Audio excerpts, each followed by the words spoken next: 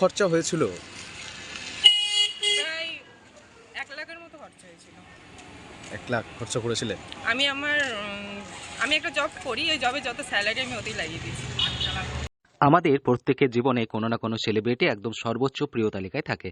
কারোর ভালো লাগে শাহরুখ খানকে, তো কারোর আমির খান, আবার কেউ ভালোবাসেন সালমান খানকে। নিজেদের প্রিয় সেলিব্রিটির জন্য পাগল হয়ে থাকেন তার ভক্তরা। তাকে একবার দেখার জন্য ছুটে যান বিভিন্ন জায়গায়। তবে ছোট থেকেই তার স্বপ্নের রাজকুমার সালমান খান। আর এই সালমান খানকে একবার সামনাসামনি দেখতে পাওয়ার জন্য এই তরুণী যা করলেন শুনে অবাক হবেন আপনিও। পেশাগত কারণে কখনো কলকাতা, আবার কখনো বোলপুরের বাসিন্দা লিপি খান ছোট থেকেই সালমান খানের একজন বিরাট বড় ভক্ত।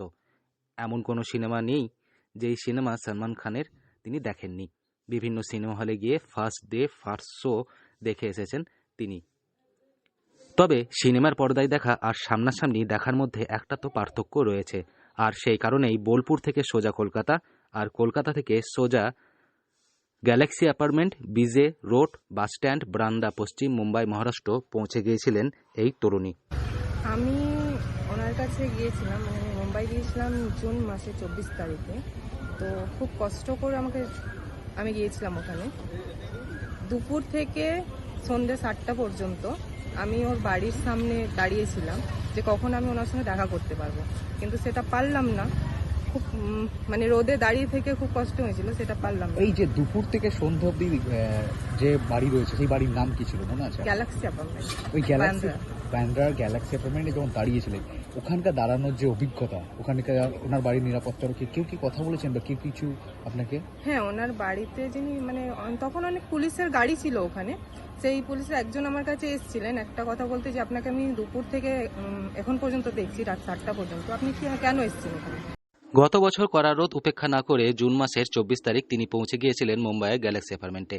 সেখানেই সকাল থেকে প্রায় সন্ধ্যা অবধি কড়া রোদের মধ্যে এক দৃষ্টে তাকিয়েছিলেন গ্যালাক্সি অ্যাপার্টমেন্টের দিকে। বারবার ভাবছিলেন এই হয়তো তার স্বপ্নের রাজকুমার বেরিয়ে আসবেন, আর তাকে একবার সামনাসামনি দেখতে পাবেন দু চোখ ভরে। বললাম যে আমি সালমান খানের সঙ্গে দেখা করতে এসেছি কলকাতা থেকে।